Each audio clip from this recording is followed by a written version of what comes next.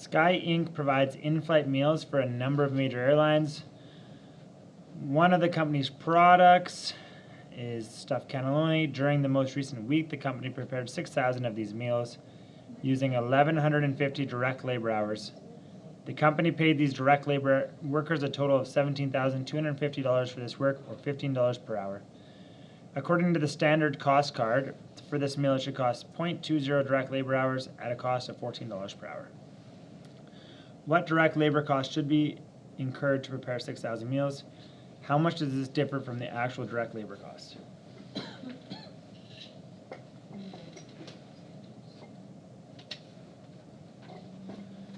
So what is the standard direct labor cost?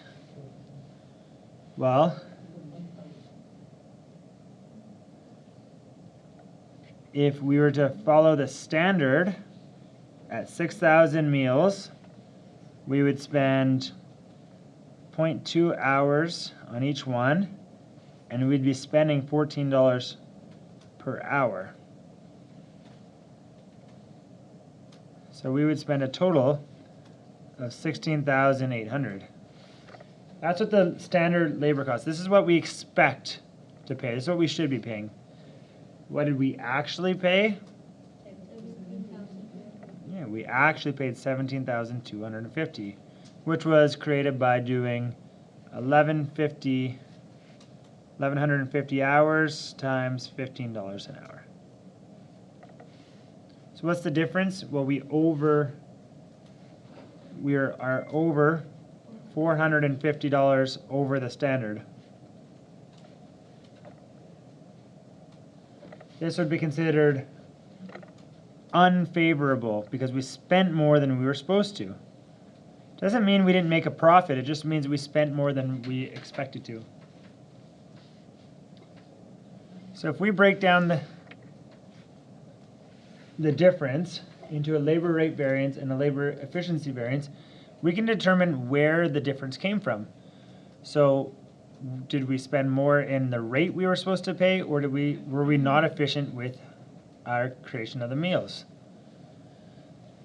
So the labor rate variance is AH, which is our actual hours.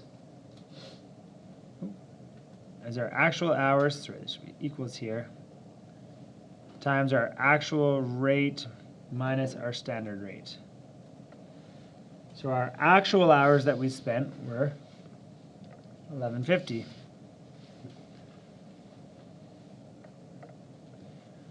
Multiplied by our actual rate, which was $15 per hour, minus our standard rate, which is $14 per hour. So we know that this equals 1. So this will equal 1,150. Now this would be considered an overspend. So we spent 1,150 over the standard on labor rate. This would be unfavorable.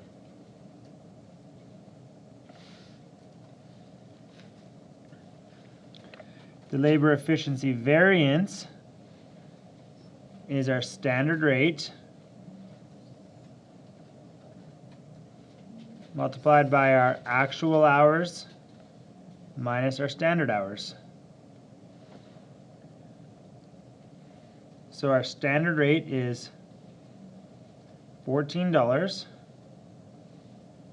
Our actual hours were 1,150, and our standard hours were, what we should have spent for 6,000 meals was 0.2 per meal. So 6,000 times 0.2. And when we get that, we get 14 times 1,150 minus 1,200, which is 14 times minus 50, which is minus 700.